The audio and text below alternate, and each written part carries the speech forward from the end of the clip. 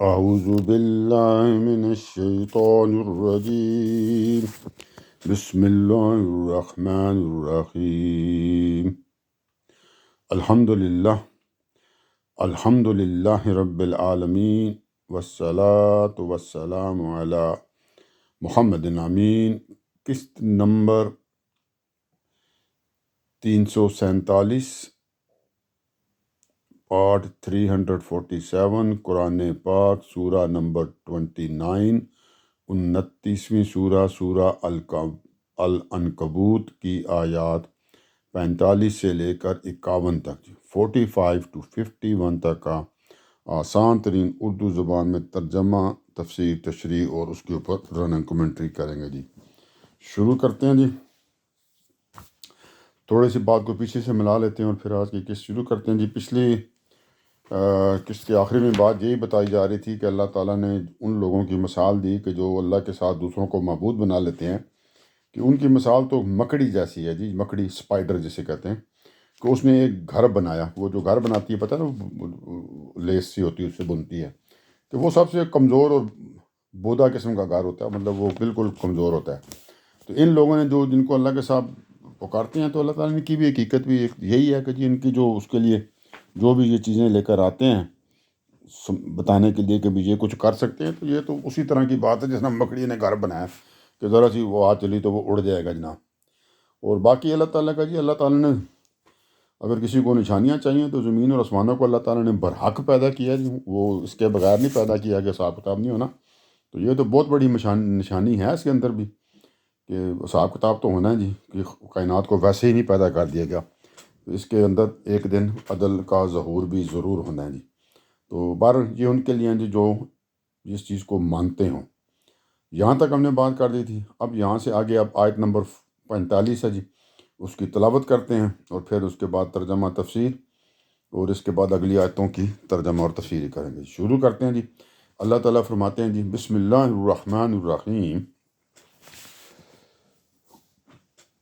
اتلو ما اوحی الیک من الکتاب واقم الصلاۃ ان الصلاۃ تنہی عن الفحشاء والمنکر ولذکر اللہ اکبر واللہ یعلم ما تصنعون۔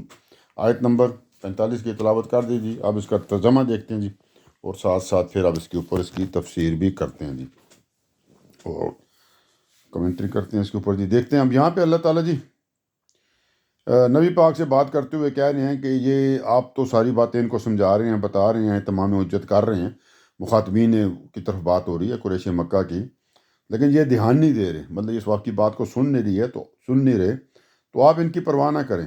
تو پھر کیا کریں جی، کہ اے پیغمبر آپ کیا کریں؟ اب اللہ تعالیٰ اپنے پیغمبر کو بتانے لگیں جی کہ آپ کیا کریں جی۔ تو اللہ تعالیٰ نے فرمایا جی، یہی والی آیت جو شروع کی ہم نے جی، کہ اتلو ما اوحی۔ تو اب اللہ پیغمبر سے فرما رہے ہیں جی کہ اے پیغمبر، ترجمہ یہاں سے شروع ہے، اس کتاب کو پڑھتے رہو جو تمہاری طرف وحی کی گئی ہے، اور نماز کا اہتمام رکھو۔ یعنی پڑھتے رہو سے مراد یہ ہے کہ خود بھی پڑھتے رہو اور دوسروں کو بھی پڑھ کر سناتے رہو جی۔ ٹھیک ہے جی، کہ آپ نے پڑھنی ہے تو جب پڑھیں گے تو وہ بھی سنیں گے جی، تو ان کو بھی آپ سناتے رہیں جی، مطلب جو تمہاری طرف وحی کی گئی ہے، ٹھیک ہے جی، جس کو میں نے آپ کی طرف بھیجا ہے، قرآن پاک کی بات ہو رہی ہے، تو آپ اس کو پڑھتے رہیں، ان کو سناتے رہیں، اور ان کو بھی پڑھ کر سناتے رہیں، خود بھی پڑھتے رہیں جی۔ اور دوسرا کام کیا کریں جی، نماز کا اہتمام رکھو۔ تو آپ مطلب ان کی پرواہ نہ کریں جی، یہ آگے سے کیا کرتے ہیں کہ نہیں کرتے، آپ کا جو کام ہے آپ جاری رکھیں، کہ آپ ان کو دعوت دیتے رہیں، آپ اس کتاب کو پڑھ کے قرآن پاک کو سناتے رہیں، ان کو سناتے رہیں، اس کے بعد وہ کیا کرتے نہیں کرتے وہ کوئی مسئلہ نہیں ہے جی۔ اور پھر ساتھ کیا کریں جی، اب ظاہری بات ہے یہ ایک مشکل وقت ہے، ایک ٹائم ہے، سٹریسفل ٹائم ہوتا ہے جی، پریشان ہوتے تھے پیغمبر، تو اللہ تعالیٰ اور نماز کا اہتمام رکھو۔ اگلی بات یہ فرمائی کہ نماز کا اہتمام رکھو۔ تین چیزیں یہاں پہ آگے جی، اب دیکھ لیتے ہیں کہ اے پیغمبر اس کتاب کو پڑھتے رہو، یعنی کتاب کو پڑھتے رہو، قرآن کو پڑھتے رہو جو تمہاری طرف وحی کی گئی، جو آپ کی طرف وحی کیا گیا ہے، اور نماز کا اہتمام رکھو۔ پہلی باتیں ہوگی، ذرا نماز والی بات ہے، اس کو ذرا ہم کھولیں گے کہ نماز کا یہاں پہ خاص طور پہ کیوں اللہ تعالیٰ نے تنقید کی جی۔ اچھا جی، اب اس کو ذرا ڈیٹیل کریں گے تھوڑی اس کی نا۔ دین پر اگر آپ نے قائم رہنا ہے نا جی، اور دعوت کی جد و جہد جو آپ کریں گے جی، تو اس میں جو صبر و استقامت دکھانا ہے جی، تو اس کے لیے یہ ضروری ہے جی کہ قرآن پاک میں نماز کی ہدایت جگہ جگہ پہ کی گئی ہے جی۔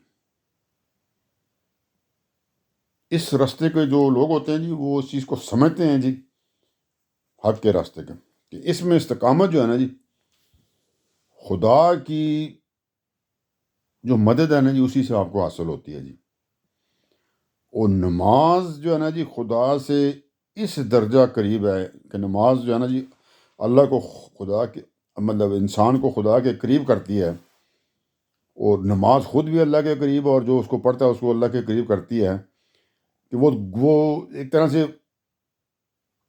دنیا میں ہمارے لیے وہ اللہ تعالیٰ کے قائم مقام ہے جی نماز جو ہے۔ سورہ الق 96 نمبر جو سورہ ہے جی، اس کی آیت 19 میں بھی یہی ہے جی، وسجدو وقترب، سجدہ ریز اور اسی طرح میرے قریب ہو جاؤ، کہ سجدہ ریز ہو جاؤ اور میرے قریب ہو جاؤ جی، یہ ترجمہ اس کا جی۔ وہاں بھی یہی حقیقت جو ہے نا جی، اس کو کلیئر کیا گیا ہے کہ نماز اللہ کے قریب ہونے کے لیے، قرب حاصل کرنے کے لیے جی، یہ سب سے مین چیز ہے جی۔ تو اب یہ ایک چیز آپ کو کلیئر ہو جانی چاہیے، تو اللہ کی راہ میں اگر آپ نے جد و جہد کے لیے اللہ تعالیٰ کی مدد اگر آپ چاہتے ہیں، تو اس کی کتاب اور اس کے حضور میں نماز ہی سے حاصل ہو سکتی ہے۔ اسی لیے یہ دونوں ہیں، اس کتاب کے پڑھتے رہو جو تمہاری طرف وحی کی گئی، اور نماز کا اہتمام کرو۔ نماز میں بھی پتہ ہے قرآن پاک ہی پڑھا جاتا ہے، تو اس کے حضور میں نماز ہی سے حاصل ہو سکتی ہے۔ اب اس مقصد کے لیے جو سب سے زیادہ اہمیت جس کو حاصل ہے نا جی، وہ ہے جی قیام اللیل، ٹھیک ہے جی، رات کو جو کھڑا ہونا جی، یعنی تہجد کی نماز۔ چنانچہ رسول صلی اللہ علیہ وسلم کو جب یہ حکم دیا گیا کہ آپ انذار عام کا حکم ہوا کہ جا کے ان کو خبردار کریں قریش کو، تو اللہ تعالیٰ نے فرمایا جی ان سے کہ اس جو اتنا بڑا اب یہ کام ہے جی، اس سے عہدہ برا ہونے کے لیے، اتنی بڑی ذمہ داریوں سے اگر اس میں کوئی آپ نے آسانی پیدا کرنی ہے، تو پھر رات کی نمازوں میں قرآن کی تلاوت آپ کریں جی۔ اس کی جو وجہ ہے نا جی، اس کے اندر آپ یہ بھی کہہ سکتے ہیں کہ رات کا جو وقت ہوتا ہے نا جی، یہ ایک طرح سے دل اور دماغ دونوں کے نا ایک طرح سے فراغت کا وقت ہوتا ہے جی، اور فہم قرآن کے لیے، کیونکہ ذہن آپ کا دوسری چیزوں سے آپ ہٹ چکا ہوتا ہے جی، رات کا ٹائم ہے، ریلیکس ٹائم ہے، سکون کا ٹائم ہے، تو آپ پھر قرآن کو سمجھنے کے لیے یہ بہت ہی بہترین وقت ہوتا ہے، کہ آپ کو پتہ ہے اب میں نے نہ کدھر جانا ہے صبح تک، اور نہ میں نے ابھی کوئی اور کام کرنے ہیں جی، ٹھیک ہے جی، تو آپ کنسنٹریشن آپ کی بہت زیادہ ہو جاتی ہے۔ اچھا جی، کیونکہ یہ جو وقت ہے دماغ کے سکون اور دل کی جو بیداری کا ایک ہوتا ہے نا وقت ہوتا ہے، تو اس وجہ سے جو بھی آپ بات آپ کے ذہن میں سے آتی ہے نا جی، نکلتی ہے منہ سے، جو وہ سیدھی جناب پہنچ جاتی ہے جہاں اس نے پہنچنا ہوتا ہے، اللہ کی طرف پاس ہے جی۔ تو آدمی خود بھی اس بات کو اپنے دل کی گواہی کی طرح قبول کرتا ہے، اور دوسرے سننے والوں کے دلوں پر بھی اس کی تاثیر ہو جاتی ہے جی، ٹھیک ٹھاک۔ اللہ کی تلاوت کریں، اللہ کو یاد کرتے ہیں، اللہ کا نام لیتے ہیں جی، تو یہ ایسے ٹائم پہ جب فلی کنسنٹریشن ہوتی ہے، تو پھر اس کا کوئی اور ہی سکون اور مزہ آتا ہے۔ کبھی پڑھ کے دیکھیں تہجد کی نماز، لیکن اس میں تھوڑی سی ایک ذہن میں رکھیں، تھوڑی سی غلطی میرے سے ہوتی ہے، میں رات کو لیٹ سوتا ہوں، تو پھر اٹھتا ہوں تو اس وقت تھکا ہوتا ہوں، وہ تہجد کی نماز کا نہیں ہے۔ وہ جو ہوتا ہے کہ آپ ذرا پھر جلدی سو جائیں، شعا پڑھیں اور سو جائیں اسی وقت، پھر اچھی طرح تھوڑی سی نیند بھی آپ کی تاکہ ہو جائے، جب اٹھیں تو تھوڑی تھکاوٹ سے یہ دور ہو چکی ہوں، تھوڑے سے فریش ہو چکے ہوں، تو پھر آپ وضو وغیرہ کر کے جناب اس کے ٹائم ایک سکون کے ساتھ تہجد پڑھیں، تو اس کا اثر ہوگا۔ پہلے میں کرتا تھا اس طرح تھا، تو بہت زیادہ میں اس کو فیل کرتا تھا کہ بڑا مزہ ہے۔ تو آج تھوڑا سا میں لیٹ سوتا ہوں، تو اب میں تھکا ہوتا ہوں، تو پھر میں وہ کنسنٹریشن نہیں کر سکتا۔ تو یہ کر کے ذرا دیکھیں۔ تو یہ اس کا اب یہاں پہ پہلی بات تو اللہ تعالیٰ نے یہ فرما دی نا جی کہ اور نماز کا اہتمام رکھو جی، ٹھیک ہے جی، کتاب کو پڑھتے رہو، تمہاری طرف وحی کی گئی ہے، اور نماز کا اہتمام رکھو۔ یہاں تک اب ہم نے بات کر لی، اب آگے چلتے ہیں، ابھی دوبارہ بات چلے گی، اسی طرف آئے گی، ٹھیک ہے جی۔ اب اللہ تعالیٰ نے فرمایا جی کہ کچھ شک نہیں، اس سے آگے کا ترجمہ ان الصلاۃ تنہا جی عن الفحشاء، کچھ شک نہیں کہ نماز بے حیائی اور برائی سے روکتی ہے۔ بہت بڑی یہ چیز ہے جی، اور یہ گارنٹی ہے جی، آپ کو بے حیائی سے بھی روکے گی اور برائی سے روکے گی۔ جب آپ نمازیں پڑھیں نا 5، تو آپ دیکھیں، آپ ورک آؤٹ کر کے دیکھ لینا کہ آپ ان دونوں کاموں سے آپ بچ جائیں گے جی۔ تو اب اس کو تھوڑا کر لیتے ہیں، ذرا کھول بھی دیتے ہیں، بات کو واضح کرتے ہیں۔ یعنی ایک جو آپ کو کوئی وہ کرتا ہے نا، وائز کرتا ہے، کوئی آپ کو سمجھاتا ہے، آپ کو جو وائزین ہوتے ہیں نا، جو آپ کو چیزیں بتاتے ہیں، جب علماء ہوتے ہیں، کوئی آپ کو کسی بات کی طرف سمجھاتے ہیں، تو اسی طرح یہ نماز بھی جو ہے نا جی، ایک طرح سے آپ کو وائز کرتی ہے، آپ کو سمجھاتی ہے جی، آدمی کو خبردار کرتی ہے، متنبہ کرتی ہے کہ جذبات کے غلبے اور شہوات کی جو آپ کے اوپر جلغار ہیں جی، اور خواہشوں کے ہجوم جو ہوتے ہیں جی، اس میں یہ حقیقت آپ کو فراموش نہیں کرنی چاہیے۔ کیا جی؟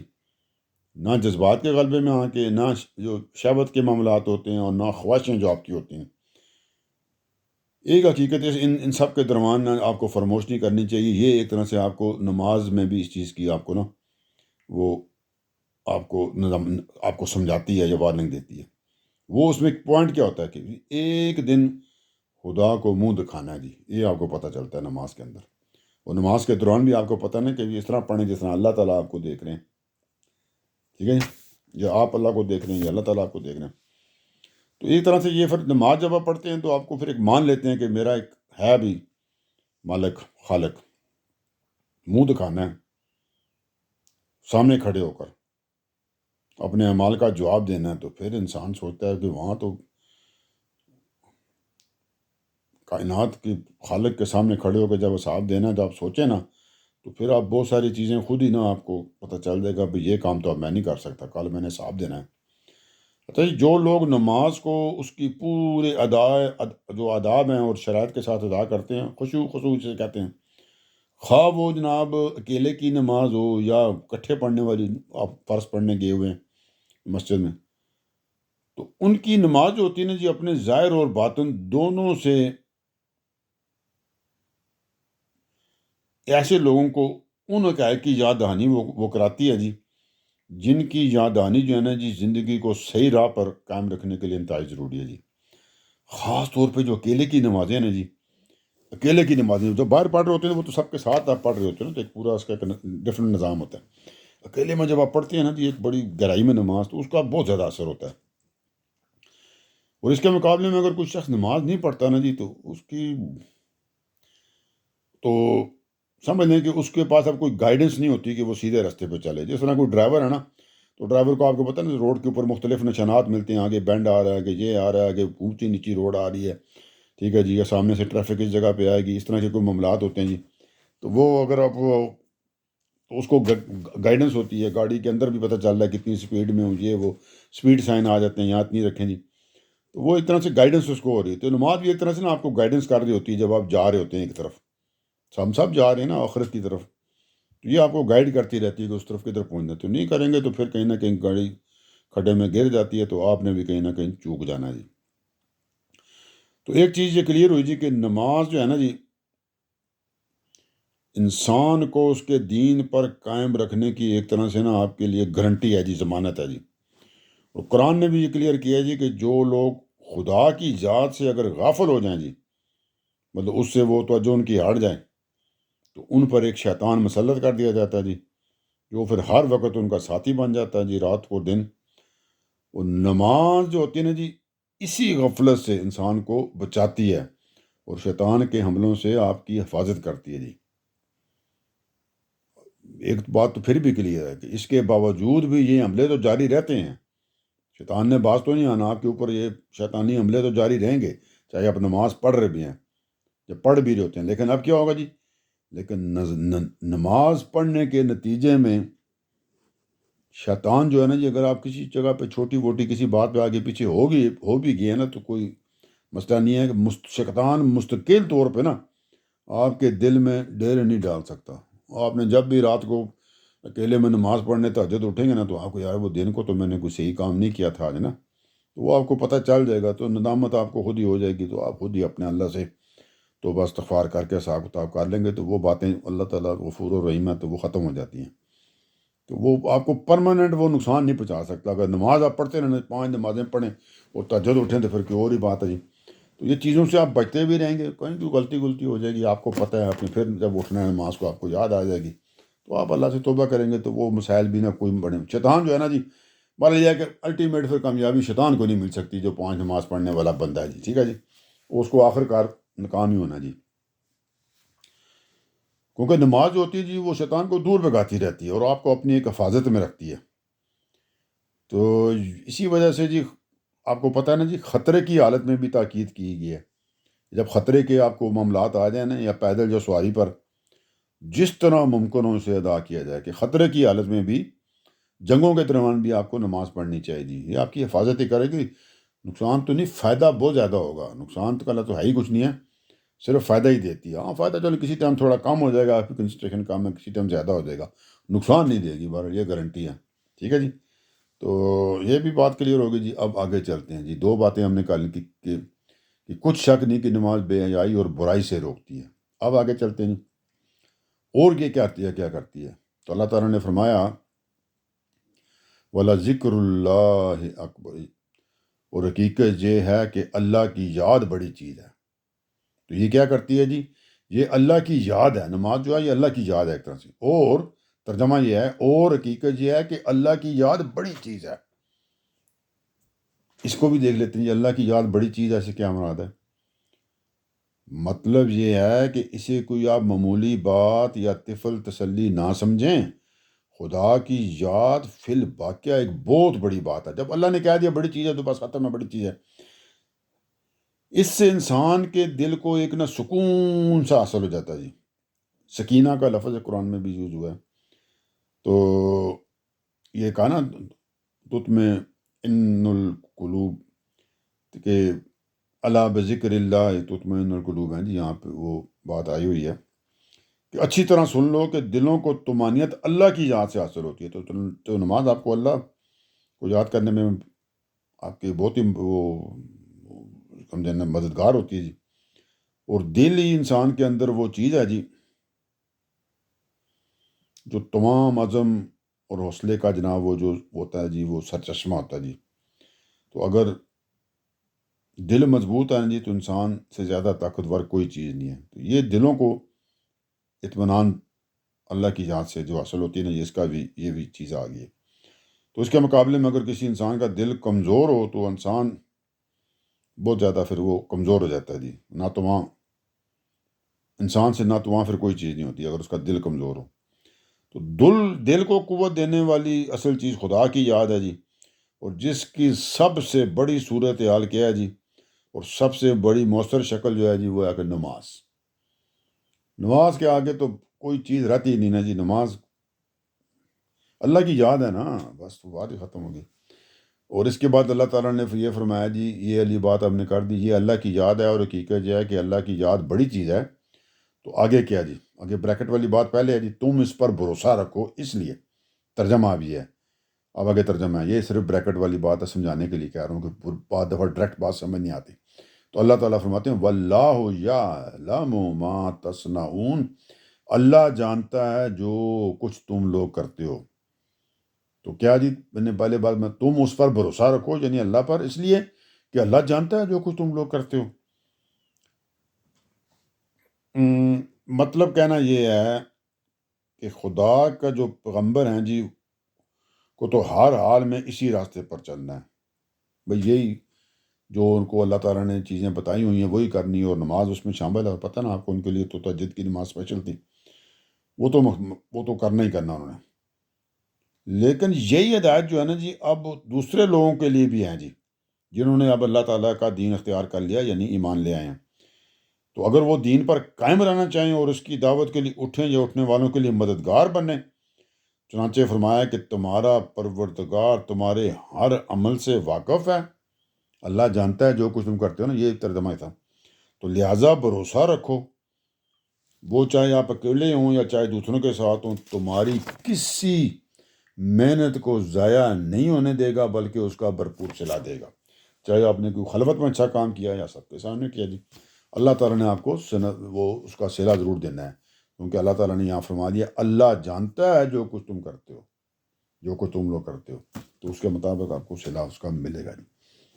ٹھیک ہے جی، یہاں تک ہم نے کافی تفصیل کے ساتھ نماز کی جو تقریباً باتیں تھیں نا جی، وہ بڑی وضاحت سے بیان کر دی ہیں۔ اب آگے چلتے ہیں جی۔ اب اگلی آیت میں اللہ تعالیٰ فرما رہے ہیں وَلَا تُجَادِلُوا أَهْلَ الْكِتَابِ إِلَّا بِالَّتِي هِيَ أَحْسَنُ۔ ٹھیک ہے جی، ترجمہ جی اس کا اللہ تعالیٰ فرماتے ہیں اور اہل کتاب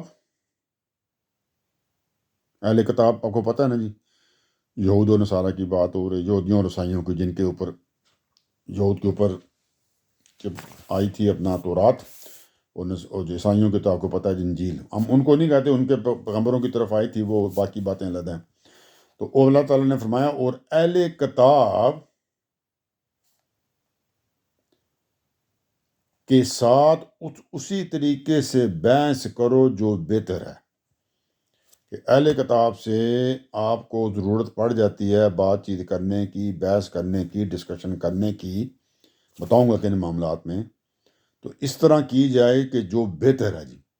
اب میں تھوڑی سی بریکٹ والی بات ملا لوں اسی میں، اور ترجمہ دوبارہ کر رہا ہوں، صرف ایک لائن وچ میں ایڈ کروں گا تاکہ وہ آپ کو سمجھ آئے۔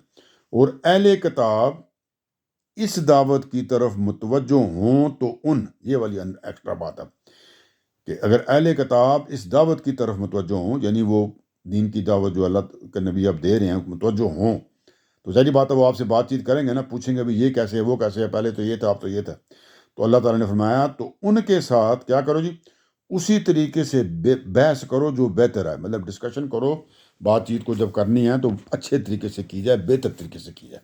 اب بہتر طریقے سے کیا مراد ہے اس کو دیکھ لیتے ہیں۔ اللہ تعالیٰ نے فرمایا کہ اہل کتاب کے ساتھ اگر وہ دعوت کی طرف متوجہ ہو رہے ہیں تو اچھے طریقے سے اسی طریقے سے بحث کرو جو بہتر ہے۔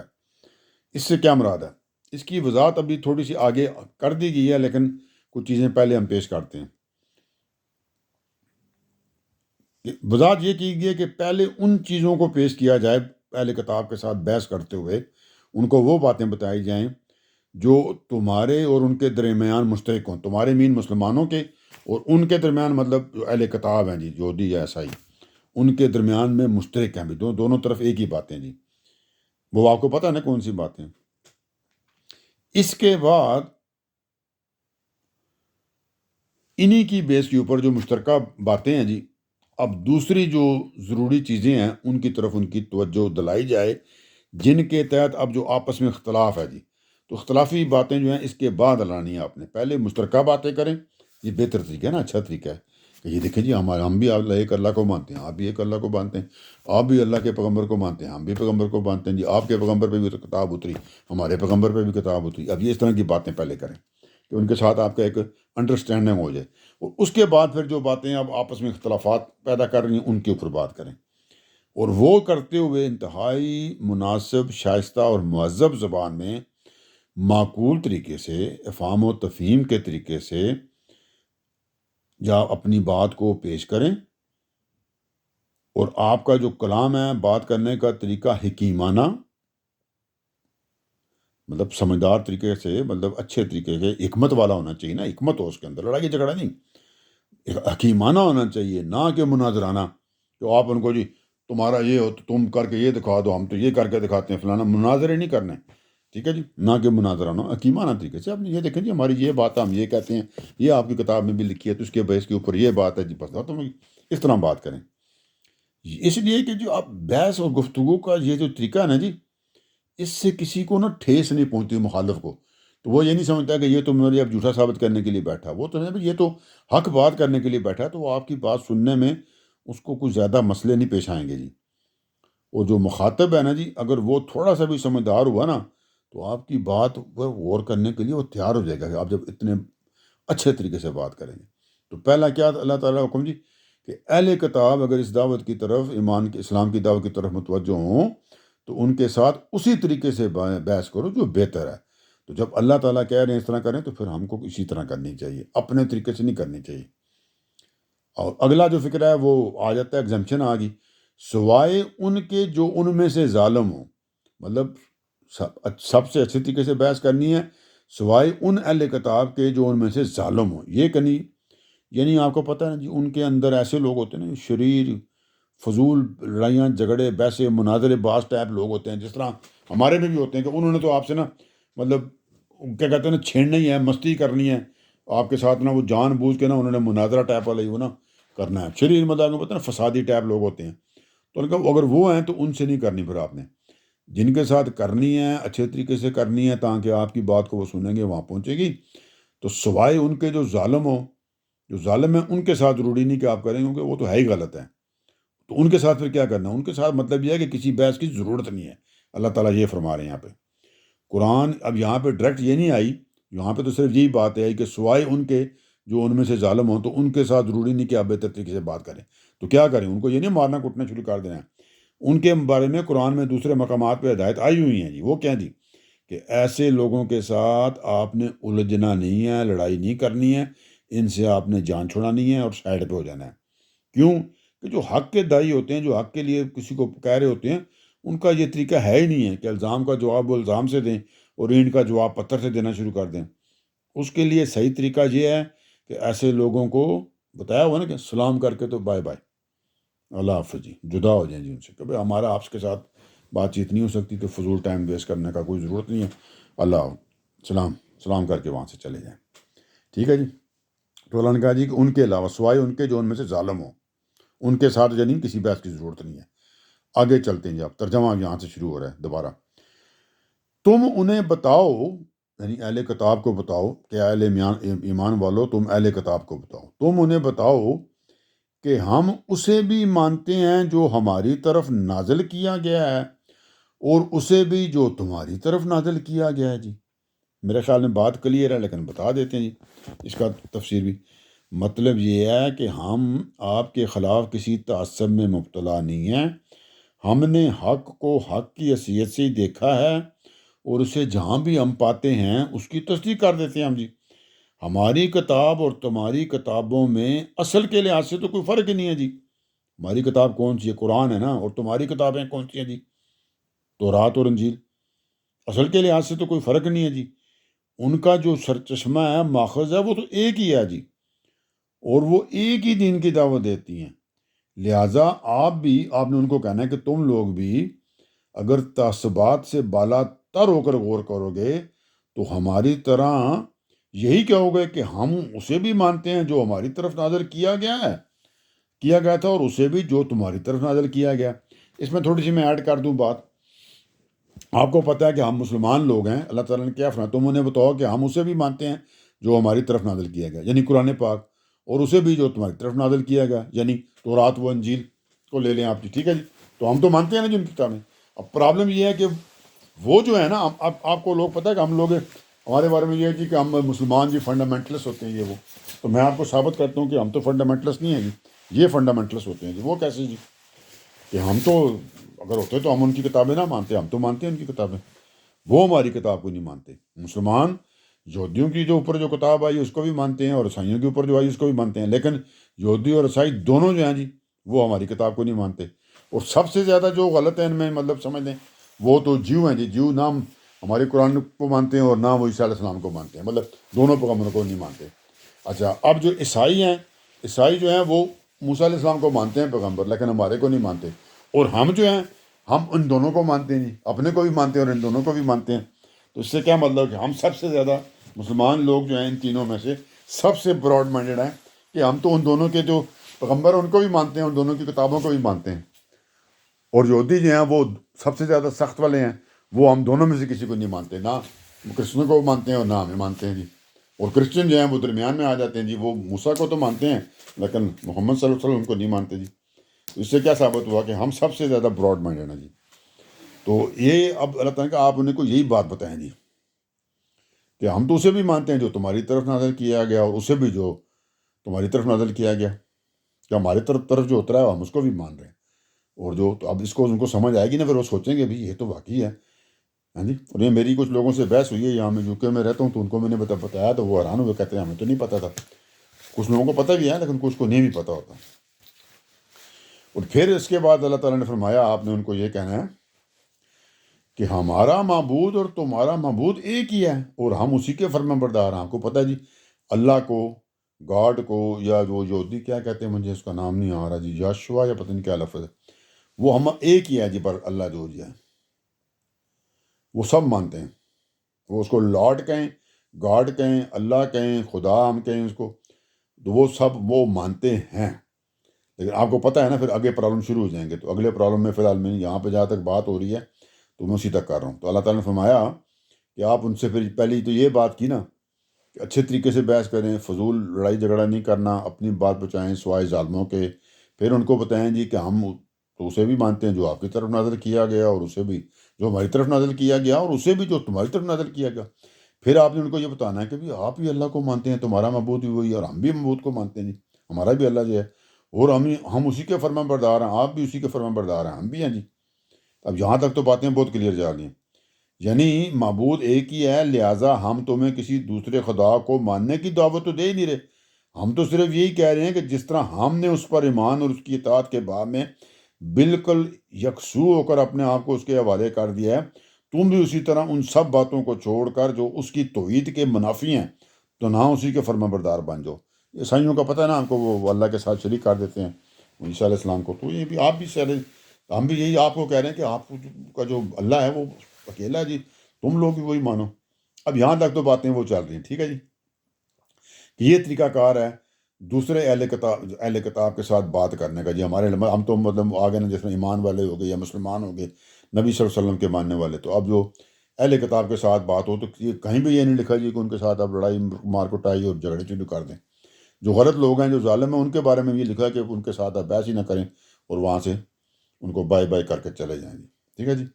اب آگے چلتے ہیں جی. پھر اور کیا جا سکتا جی. اب یہ اوپر جو طریقہ تھا بتا دیا جی کہ اہل کتاب کے ساتھ بات چیت کرنے کا فرمولہ کیا ہے. اب آگے چلتے ہیں اس سے. اللہ تعالیٰ فرماتے ہیں جی، ہم نے اے پیغمبر نبی پاک، یہ بریکٹ میں ہے، تو اللہ تعالیٰ فرماتے ہیں ہم نے اسی طرح یہ کتاب تمہاری طرف اتاری ہے، سو جن کو ہم نے اس سے پہلے کتاب سے نوازا ہے وہ اس پر ایمان لائیں گے، اور ان میں سے بعض اس پر ایمان لا بھی رہے ہیں، اور ہماری آیتوں کا انکار تو وہی کرتے ہیں جو انکار کا فیصلہ کیے بیٹھے ہیں.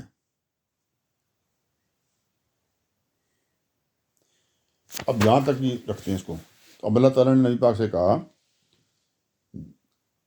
جس طرح پہلے جو اللہ تعالیٰ نے رسول بھیجے تھے، پیغمبر بھیجے تھے، ان پہ کتابیں صحیفے اترے تھے، اور خاص طور پہ ہم اہل کتاب کی بات کر رہے ہیں جن میں آگے اپنا موسیٰ علیہ السلام والے جو یہودی ہیں جی، جن کو ماننے والے ہیں، جن کے اوپر تورات، اور پھر اس کے بعد عیسیٰ علیہ السلام کو ماننے والے عیسائی جی، جن کے پیغمبر کے اوپر اللہ تعالیٰ نے انجیل یا جس کو بائبل آپ کہتے ہیں اتاری گئی تھی. ٹھیک ہے جی. تو اللہ تعالیٰ آپ نبی پاک سے کہہ رہے ہیں ہم نے اے پیغمبر اسی طرح یہ کتاب تمہاری طرف اتاری ہے، یعنی قرآن پاک آپ کے اوپر اتار دیا جی. یعنی اسی اصول پر اتاری ہے جو اوپر بیان ہوا کہ خدا کا دین ہمیشہ سے ایک ہی دین رہا ہے. تمام کتابیں اسی کی طرف، اسی کی دین کی دعوت پیش کرتی ہوئی آئی ہیں جی. اور اس میں ایک خدا پر ایمان اور اس کی عبادت اور اطاعت کا تقاضا کیا گیا. تو وہاں پہ تقاضا بھی ہر جگہ، تو سب کتابوں میں ایک ہی بات آ رہی ہے دین کے معاملات کے بارے میں. ٹھیک ہے جی. تو یہی بات اللہ تعالیٰ نے یہاں بیان کر دی کہ ہم نے اے پیغمبر اسی طرح یہ کتاب تمہاری طرف اتاری ہے. آگے کیا فرمایا جی، سو جن کو ہم نے اس سے پہلے کتاب سے نوازا ہے، سو جن کو ہم نے اس سے پہلے کتاب سے نوازا ہے، یعنی موسیٰ علیہ السلام والے اور عیسیٰ علیہ السلام والے، یہودی اور عیسائی. اس سے مراد یہ جو نوازا سے جو ہے نا پہلے اتارا، اس سے مراد عام اہل کتاب نہیں ہے، بلکہ ان کے اندر کے وہ لوگ ہیں اہل کتاب میں سے جو اس سے پہلے بھی جو اپنی کتابیں ان کی طرف، ان کے پیغمبروں کی طرف اللہ تعالیٰ نے اتاری تھیں، ان کے اوپر ان کتابوں کی تعلیمات پر پوری سچائی کے ساتھ قائم تھے۔ اللہ تعالیٰ نے جب قرآن میں ذکر کیا ہے تو ان کا ذکر بالعموم ان الفاظ میں ہوتا ہے کہ الذین آتیناہم الکتاب کے الفاظ میں قرآن بالعموم انہی کا ذکر کرتا ہے جی۔ تو اب یہ سمجھیں کہ میں کیا بات کہی ہے کہ یہودیوں میں سے جو اچھے لوگ تھے، موسیٰ علیہ السلام کے ماننے والے اچھے لوگ تھے، جو بعد میں عیسیٰ علیہ السلام آئے تو انہوں نے ان کو بھی مانا، اور جب بعد میں نبی پاک آئے تو انہوں نے ان کو بھی مانا۔ اسی طرح جو عیسائیوں میں سے اچھے لوگ تھے تو وہ پہلے موسیٰ علیہ السلام کو بھی مانتے تھے، اور بعد میں جب نبی پاک آئے تو وہ ان کو بھی مانتے تھے اور ان کی کتاب کو مانتے تھے۔ تو یہ ان کے جو نیک لوگ، ان کے جو صالحین تھے، ان کی بات ہو رہی ہے۔ پیچھے بھی ہم ان کی بات کم کر رہے ہیں کہ آپ کو پتہ ہے نا، یہودیوں اور عیسائیوں میں سے بھی لوگ مسلمان ہوئے تھے نا، تو یہ ان کی بات ہو رہی ہے۔ تو اللہ تعالیٰ نے فرمایا سو جن کو ہم نے اس سے پہلے کتاب سے نوازا، کہ جو صحیح لوگ تھے، ان کے صالحین لوگ تھے، ان کو ہم نے کتاب سے نوازا ہوا تھا نا، تو اب وہ کیا کریں گے جی؟ وہ اس پر ایمان لائیں گے۔ وہ اب جو کتاب آئی ہے نبی پاک پر، اس پر ایمان لائیں گے جی۔ اور ان میں سے، اور انہی لوگوں میں سے جو اچھے والے ہیں، بعض اس پر ایمان لا بھی رہے ہیں۔ ایک تو کہا لائیں گے، بعد میں بھی لاتے رہیں گے، اور کہا جی اس وقت بھی، اور ان میں سے بعض اس پر ایمان لا بھی رہے ہیں، کہ جو ان کے صالحین ہیں، اچھے لوگ ہیں، چاہے وہ یہودیوں میں سے ہیں، عیسائیوں میں سے ہیں، وہ ایمان لا بھی رہے ہیں، لائیں گے بھی اور لا رہے بھی ہیں جی، کہ ابھی لا بھی چکے ہیں، مطلب وہ لا بھی رہے ہیں، اس وقت لا رہے ہیں مطلب۔ اور آگے پھر اگلی بات کی، تو جو نہیں لا رہے ان کی بات کرتے ہیں۔ اور اللہ تعالیٰ نے اگلا جو بات فرمائی اس کا ترجمہ یہ ہے، اور ہماری آیتوں کا انکار تو وہی کرتے ہیں۔ کون کرتے ہیں جی؟ ہماری آیتوں کا انکار تو وہی کرتے ہیں جو انکار کا فیصلہ کیے بیٹھے ہیں، کیونکہ یہ وہ لوگ ہیں جنہوں نے آلریڈی بات سننے سے پہلے ہی ڈیسائیڈ کیا ہوا ہے کہ ہم نے ماننا ہی نہیں ہے۔ یہ وہ گھمنڈی، ضدی اور عصبیت والے لوگ ہوتے ہیں نا، کہ بس ہمارا ہی جو تھا وہی تھا جی، ہم یہ دوسرے خاندان میں سے، اب اللہ کا رسول آ گیا، ہم نے ماننا نہیں ہے، تو ہمارے خاندان میں سے نہیں ہے۔ یہ خاص طور پہ یہودیوں کے بارے میں بات کر رہا ہوں۔ یہ وہی لوگ ہیں جن کو پیچھے کو آتا ہے، سوائے ان کے جو ان میں سے ظالم ہیں جی۔ تو یہ جو آپ انکار کر رہے ہیں تو یہ اسی طرح کے ظالم ہیں، کیونکہ انہوں نے پہلے سے ڈیسائیڈ کیا ہوا ہے، میسج کو، چیز کو، دعوت کو سنے بغیر وہ ڈیسائیڈ کر چکے ہیں۔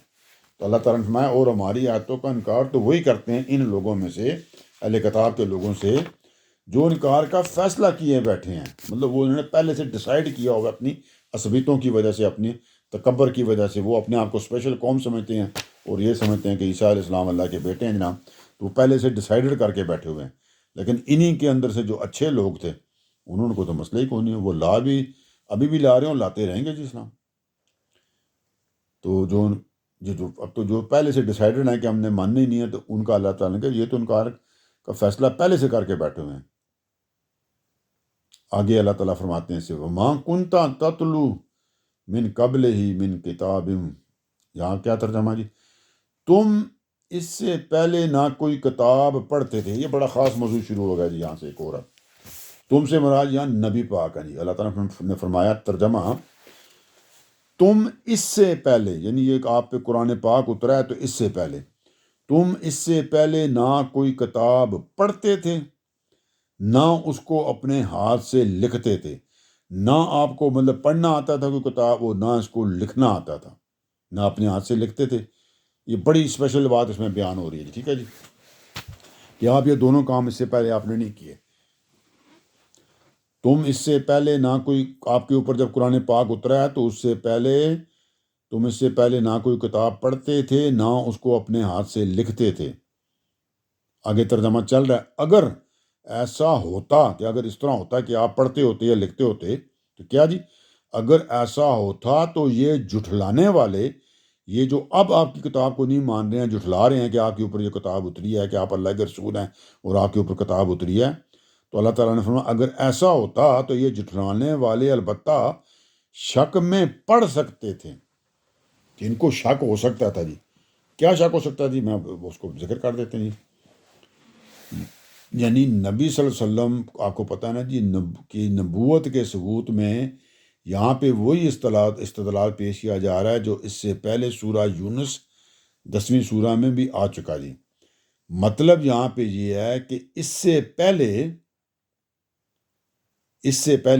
قرآن پاک اترنے سے پہلے اگر انہوں نے، چاہے وہ مشرکین ہیں یا چاہے اہل کتاب ہیں، اگر انہوں نے تم کو لکھتے پڑھتے اور مختلف علوم و فنون کا مطلب اکتساب کرتے دیکھا ہوتا، اگر وہ دیکھ چکے ہوتے کہ آپ ان قسم کی چیزوں میں دلچسپی لیتے ہیں، تو پھر وہ کہہ سکتے تھے کہ نوح اور ابراہیم سے لے کر مسیح و کلیم تک کہ یہ تمام جو حکمتیں وہ ابھی قرآن پاک میں یہ پڑھ کے آپ کو بتا رہے ہیں، تو یہ تمام جو چیزوں کی جو ڈیٹیلیں ہیں، یہ انہوں نے وہاں سے مطلب سمجھ لیں کہ تورات اور انجیل یا دوسرے صحیفوں سے جمع کر کے اور پھر ان کا جناب نچوڑ نکال کے تو اب یہاں پہ قرآن پاک میں آ کے انہوں نے خود لکھ دی ہیں۔ ٹھیک ہے جی، وہاں سے پڑھتے رہے پہلے، پھر ان کو اکٹھا کیا، پھر ان کو مکس اپ کیا، اور پھر اب یہاں قرآن پاک لکھ کے تو ہمیں پیش کر دیا جی۔ تو پھر یہ اعتراض کرنے والوں کو یہ اعتراض وہ بنا سکتے تھے جی، تو لیکن ایسا تو ہوا نہیں جی۔ ان کو پتہ ہے جی کہ آپ نہ لکھتے تھے اور نہ پڑھتے تھے جی۔ ٹھیک ہے جی، لیکن انہیں معلوم ہے کہ تم نے عمر بھر نہ کوئی کتاب کبھی پڑھی ہے، نہ کبھی قلم ہاتھ میں لیا ہے، تو نہ نبی پاک نے کوئی کتاب پڑھ سکتے تھے کیونکہ ان کو پڑھنا نہیں آتا تھا، اور نہ وہ لکھتے تھے۔ تو ان کا اگر یہ نبی پاک یہ کام کرتے ہوتے تو پھر ان کی بات جو تھی نا وہ شک کا اظہار کر سکتے تھے کہ بھئی یہ کیونکہ پڑھ لکھ لیتے ہیں تو ہو سکتا ہے انہوں نے تورات ہماری کتاب بھی پڑھ لی ہے، انجیل والے کہتے ہیں ہماری بھی پڑھ لی ہے، اس کے علاوہ بھی کچھ صحیفے ہیں، زبور کے کچھ چیزیں ہیں، تو یہ ساری پڑھتے رہے ہیں، باقی معلومات بھی ہیں، تو انہوں نے ساری اکٹھی کی ہیں، ان کو پھر آپس میں جوڑا ہے، کوئی ادھر سے ملائی کوئی ادھر سے ملائی، اکٹھا کٹھا کر کے تو اب اپنے سے ایک اور کتاب لکھ کے لے آئے ہیں جو ان کی باتوں کا مجموعہ ہے۔ ٹھیک ہے جی، لیکن ایسا تو کبھی ہوا نہیں کہ اس چیز کا ان کو خود پتہ ہے جی، سب کو پتہ ہے کہ حضور نہ کبھی کتاب پڑھتے تھے اور نہ لکھتے تھے جی، کبھی وہ ایسا کام ہی نہیں کیا۔ تو پھر یہ سوچتے کیوں نہیں جی کہ تمہارے اوپر وہ تمام علوم کہاں سے آ گئے ہیں جی؟ نبی پاک کو وہ ساری باتیں کہاں سے پتہ چل گئی ہیں جو اس قرآن پاک میں اب آ رہی ہیں، جو اس وقت یہ تمہاری زبان سے سن رہے ہیں، نبی پاک پڑھ کے سنا رہے ہیں نا۔ آسمانی کتابوں کی تعلیمات، انبیاء سابقین کے حالات اور قانون و حکمت کے جو اتنی بڑی باتیں ابھی جو یہ رسول امی کی زبان سے جاری ہو رہی ہیں، یہ کدھر سے آ رہی ہیں؟ وہ تو آپ لوگوں کو، ان لوگوں کو جو اعتراض کر رہے ہیں ان کو تو خود پتہ ہے بھی کہ نہ تو یہ پڑھ سکتے تھے کہ کہیں سے انہوں نے پڑھ لی، اور نہ یہ لکھ سکتے تھے کہ وہ پڑھنے کے بعد پھر انہوں نے ان کو مکس اپ کر کے یہاں پہ لکھ دیا ہے۔ تو اللہ تعالیٰ نے یہ بات یہاں پہ بیان کی ہے۔ اللہ تعالیٰ نے فرمایا تم یعنی نبی پاک، اے میرے رسول، اے میرے پیغمبر، تم اس سے پہلے نہ کوئی کتاب پڑھتے تھے نہ اس کو اپنے ہاتھ سے لکھتے تھے۔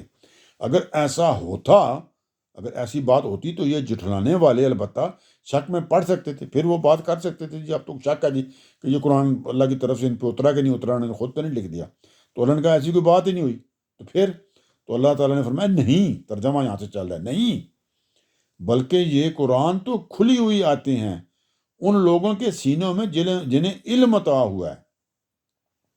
اللہ تعالیٰ نے فرمایا نہیں، اس بات میں تو کسی شک کی گنجائش ہی نہیں ہے جی۔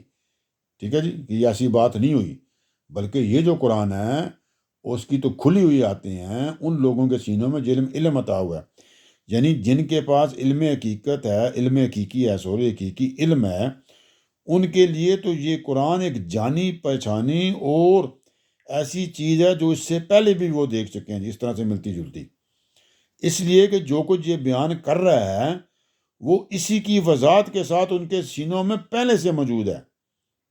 یعنی دین تو سارا تورات اور انجیل میں جو لکھا ہے وہ یہاں بھی اسی طرح آ رہا ہے نا، کہ اللہ ہی ہے، توحید ہے، اکیلا ہے، تو یہ تو جانی پہچانی چیز ان کے لیے ہونی چاہیے جی، کہ اس کے اندر تو وہی باتیں آ رہی جو ہماری کتاب میں بھی لکھی ہوئی ہیں، اور آج کے دن بھی حالانکہ چینجنگ کر دی انہوں نے، قرآن میں تو چینجنگ نہیں ہوئی، ان کی کتابوں میں چینجنگ ہوئی ہے، ابھی بھی ہم آپ کو کتنی باتیں نکال کے وہاں سے دکھا سکتے ہیں کہ وہ سیم وہاں پہ لکھی ہوئی ہیں جی، جن چیزوں میں انہوں نے چینجنگ نہیں کی ہیں جی۔ ٹھیک ہے جی، تو یہ تو وہی باتیں بتا رہا ہے، اور یہ آلریڈی تو ان کے سینہ میں پہلے سے موجود ہیں، اور ایک طرح سے وہ اس کتاب کو اگر نہیں پڑھ رہے تو وہ در حقیقت اپنے دلوں کے اندر جو لکھی ہوئی خدا کی آیتیں ہیں نا جی، وہ تو وہی پڑھ رہے ہیں، کوئی نئی کتاب نہیں پڑھ رہے ہیں۔ اور یہ جو ہے یہ جو آیتیں اس سے پہلے وہ کبھی کتاب فطرت میں اور کبھی تورات زبور اور انجیل میں یہ لوگ پڑھتے رہتے ہیں.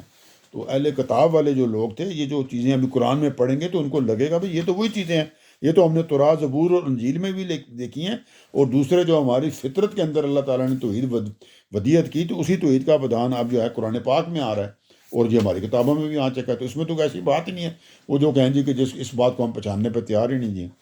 ٹھیک ہے جی. اللہ تعالیٰ نے فرمایا بلکہ یہ قرآن تو کھلی ہوئی آتے ہیں ان لوگوں کے سینوں میں جنہیں علم عطا ہوا ہے، جن کو علم ہے ان کو پتہ ہے بھی یہ تو وہی آتے ہیں جی، یہ تو ہم نے پہلے بھی سنی ہوئی ہے جی کہ اللہ کے علاوہ کوئی بھی نہیں ہے. یہ توحید ہے، کیونکہ سارے پیغمبر تو یہی آ کے بتا دیتے ہیں، توحید کی دعوت دیتے تھے کہ اللہ ایک ہے، اسی کی اطاعت کرو، اسی کی طرف لوٹ کر جانا ہے اور نیک عمل کرو. تو یہ ساری جگہوں پہ تو یہی لکھا ہوا ہے، تو ان کو تو ایک دم سمجھ آ جانی چاہیے. یہ تو کوئی نئی بات ہے ہی نہیں اس میں. اللہ تعالیٰ نے پھر بتایا جو نہیں کرتے وہ کون ہے جی آگے اس کے، کہ یہ ان لوگوں کے سینوں میں جنہیں علم عطا ہوا ہے یہ باتیں پہلے سے ہی ہیں، وہ ان کو آرام سے پہچان سکتے ہیں، لیکن جو نہیں پہچاننا چاہتے اب ان کے بارے میں بات آ گئی. ترجمہ: اور ہماری آیتوں کا انکار تو وہی کرتے ہیں جو اپنی جانوں پر ظلم ڈالنے والے ہیں. مطلب اس سے مراد وہ بدبخت ہیں جن کے بارے میں اوپر فرمایا نا کہ ان میں سے کسی بحث کی ضرورت نہیں، ان کے ساتھ بحث نہ کریں کیونکہ ان کا مرض علاج ہو چکا ہے. یہ وہ والے لوگ ہیں نا جنہیں پیچھے اللہ تعالیٰ نے کہا تھا کہ جب اچھے طریقے سے ان کے ساتھ بحث کرنی ہے اہل کتاب کے ساتھ، سوائے ان کے جو ان میں سے ظالم ہیں، ظالموں کو چھوڑ کر بھائی. ٹھیک ہے نا، وہ جو آیتوں کا انکار جنہوں نے آلریڈی ڈیسائیڈ کیا ہوا کہ نہیں ماننا، تو ان لوگوں سے اللہ تعالیٰ نے کہا بھی یہ لوگ تو ہماری آیتوں کا انکار تو جو کر رہے ہیں تو اس کا مطلب یہ اپنی جانوں پر ظلم ڈال رہے ہیں. کسی کا کیا نقصان ہے، انہیں کا اپنا نقصان ہونا نا. آگے چلتے ہیں جی. اب یہی جو ظالم لوگ ہیں ابھی جن کا بتایا کہ جن کے ساتھ بولا گیا کہ کوئی الجھنے کی ضرورت نہیں ہے، بحث ویسے کہ ان سے ضرورت ہی نہیں، ان کو چھوڑ کے چلے جاؤ سلام کر کے. اب ان کے بارے میں یہاں آیت آ رہی ہے. اللہ تعالیٰ نے فرمایا وَقَالُوا لَوْلَا أُنزِلَ عَلَيْهِ آيَاتٌ مِّن رَّبِّهِ.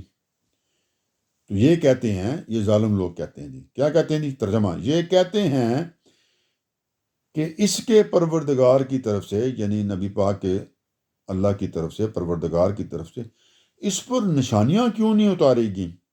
یہ وہی بات جو بتایا تھا نا جی، یہ سارے پیغمبروں کے ساتھ یہی ان کے جو قومت نے یہی کہتے ہیں کہ آپ یہ نشانیاں معجزے اور یہ چیزیں لے کر کیوں نہیں آئے جی. یہ اعتراض جو ہے نا جی بالعموم اہل کتاب کی طرف سے اٹھایا جاتا ہے. عام طور پہ جو ہے نا جی اہل کتاب یہ ضرور کرتے ہیں. کیوں کرتے ہیں جی؟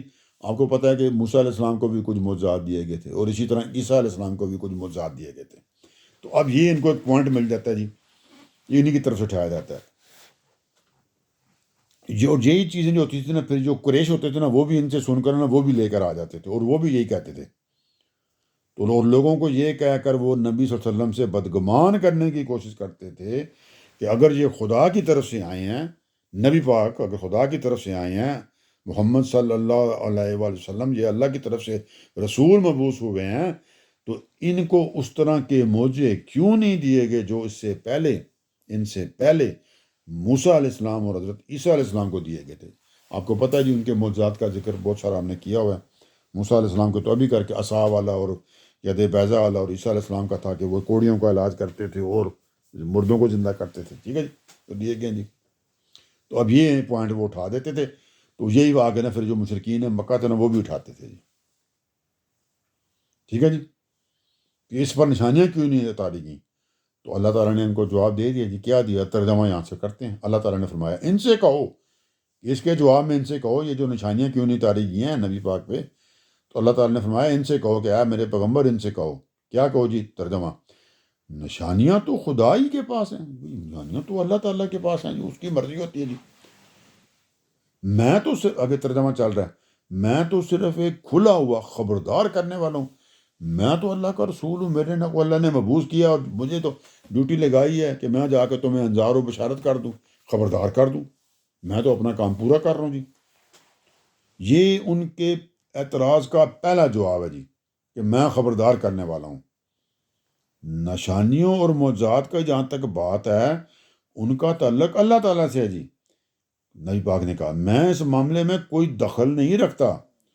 وہ اگر چاہے، اللہ چاہے تو کوئی نشانی دکھا دے، اور نہیں چاہے گا تو نہیں دکھائے گا جی. میں تو صرف ایک نذیر مبین ہوں. مجھے حکم ہے کہ تمہیں آنے والے جو نتائج ہیں خطرات سے اچھی طرح آگاہ کر دوں. یہ والا فرض میں بالکل صحیح ادا کر رہا ہوں. باقی تمام جو باتیں ہیں وہ اللہ تعالیٰ کے اختیار میں ہیں. میں نے رسول ہونے کا دعویٰ کیا ہے، خدائی کا دعویٰ نہیں کیا نعوذ باللہ بھی، کہ تمہاری طلب کے مطابق میں تمہیں موجے دکھانا شروع کر دوں. وہ تو اللہ تعالیٰ کی مرضی سے ہوتے ہیں جی. میرے کو جو ڈیوٹی لگائی میں تو وہ ادا کر رہا ہوں بھی، اور میں نے وہ بالکل صحیح کر رہا ہوں. اللہ میرا گواہ ہے اس بات کا جی. تو انہوں نے کہا جی کہو، اللہ تعالیٰ نے کہا ان سے کہہ دیں آپ بھی جی، ان سے کہو نشانیاں تو خدائی کے پاس ہیں، میں تو صرف ایک کھلا خبردار کرنے والا ہوں. میں تو اللہ کا رسول یہ کام کرنے کے لیے ہوں، میں اس کے زیادہ میرے پاس اختیار نہیں ہے جی. آگے چلتے ہیں اللہ تعالیٰ کیا بتاتے ہیں. اللہ تعالیٰ فرماتے ہیں آگے جی، کیا ان کے لیے کافی نہیں ہے، یعنی یہ جو مجھے مانگ رہے ہیں اہل کتاب ہوں یا مشرکین ہوں، کیا ان کے لیے کافی نہیں ہے کہ ہم نے تم پر یہ کتاب اتاری ہے؟ کہ اللہ تعالیٰ کہہ لیں گے جی ان کے لیے تو یہی کافی ہونا چاہیے کہ میں نے آپ کے اوپر قرآن مجید اتار دیا ہے. کافی نہیں ہے کہ ہم نے تم پر یہ کتاب اتاری ہے کہ انہیں پڑھ کر سنائی جا رہی ہے. تو آپ ان کو پڑھ کے سنا رہے ہیں نا. یہ دوسرا جواب ہے. پہلا تو بتا دیا نا، وہ تو اللہ کا کام ہے، میرا نہیں ہے کہ موزے ہونے کے نہیں ہونے. یہ دوسرا جواب وہ دے دیا کہ یہ اگر غور کریں تو خدا کی سب سے بڑی نشانی تو اللہ کی کتاب ہے جی، جو نبی پاک کے اوپر اتار دی گئی ہے، اللہ تعالیٰ نے اتار دی ہے. وہ اپنے ہر دعویٰ جو بھی اس قرآن میں ہو رہا ہے، وہ اپنے ہر دعوے پر خود ایک حجت ہے اور ایک برہان کاتب فائنل ورڈ ہے جی اس کے اوپر. اور اس کا جو حرف گواہی دیتا ہے، کیا دیتا ہے جی، کہ یہ کسی انسان کی تصنیف نہیں ہے، اس کو کسی انسان نے نہیں لکھا ہوا. اس کے اوپر تو ہم پیچھے بڑی ڈسکشن کر کے ہیں. اللہ تعالیٰ نے جگہ جگہ چیلنج کیا کہ تم بنا کے لیا اس جیسے کوئی چیز. یہ کسی انسان کی تصنیف ہو ہی نہیں سکتی. اس کے بعد کسی اور نشانی کی ضرورت کہاں رہی ہے؟ تمہارے لیے تو آسان کتاب ہے، آسان طریقہ ہے نا جی. جو کہتے ہیں کہ نہیں جی انہوں نے خود لکھا ہے، تو اللہ تعالیٰ نے کہا جی آپ بھی اس طرح کی لکھ کے بتا دیں کوئی چیز پر، کوئی ایک آدھ آیت ہمیں لکھ کے دکھا دیں جی. تو نہیں لکھنی ہوگی نا. تو اس سے بڑی نشانی کیا ہے کہ آپ ایک لائن نہیں لکھ سکتے قرآن کے مقابلے میں. 3-4 لفظوں کا ایک فقرہ آپ لکھنے کے قابل نہیں ہے، تو کہتے ہیں جی نشانی دکھائیں. اس سے بڑی نشانی کیا ہے کہ آپ لکھ ہی نہیں سکتے کچھ. ٹھیک ہے جی. تو کیا ان کے لیے کافی نہیں ہے کہ ہم نے تم پر یہ کتاب اتاری ہے کہ انہیں پڑھ کر سنائی جا رہی ہے، کہ آپ ان کو پڑھ کر سناتے ہیں اور آج تک اس کے سامنے کوئی چیز آ نہیں سکی. پھر اس کے بعد اللہ تعالیٰ فرماتے ہیں جی، بات اب ساری ہے نا یہاں پہ اینڈ ہو جائے گی اسی کے اوپر. اللہ تعالیٰ فرماتے ہیں اس میں ان ساری باتوں میں یقیناً ان لوگوں کے لیے رحمت ہے اور یاد دہانی بھی جو ایمان لائیں. یہ جو اللہ تعالیٰ نے کتاب اتاری ہے، اس میں یقیناً ان لوگوں کے لیے ہے جی جو اس کے اوپر یقین کرتے ہوئے ایمان لے آئیں گے، تو پھر ان کے لیے اس کے اندر رحمت بھی ہے. اور جو یاد دہانی کرائی جا رہی ہے کہ جو ایمان لائیں گے ان کے اوپر اللہ تعالیٰ اسپیشل پھر رحمت بھی کریں گے. یہ تو یاد دہانی ہے، روشنی مزید ڈالنے کے لیے آئی ہے. ویسے تو آپ کی فطرت کے اندر یہ چیزیں ساری اللہ تعالیٰ نے پہلے سے ڈالی ہوئی ہیں. اب ماننا نہ ماننا آپ کا کام ہے جی. بہرحال یہ تو فائدہ انہی کو دے گی جی جب آپ اس پہ، ان لوگوں کے لیے رحمت ہے جی جو یہ یاد دہانی حاصل کرنا بھی چاہتے ہیں ایمان و اختیار، اپنے اختیار و ارادہ و اختیار سے. اور یہ جو یاد دہانی بھی ہے جو ان کے لیے یاد دہانی ہے جو ایمان لائیں گے. یاد دہانی تو انہیں کو کرائے گی نا جو سیدھے راستے پہ آنا چاہتے ہیں، ہدایت چاہتے بھی ہیں. ان کے لیے تو یہ یاد دہانی ہے.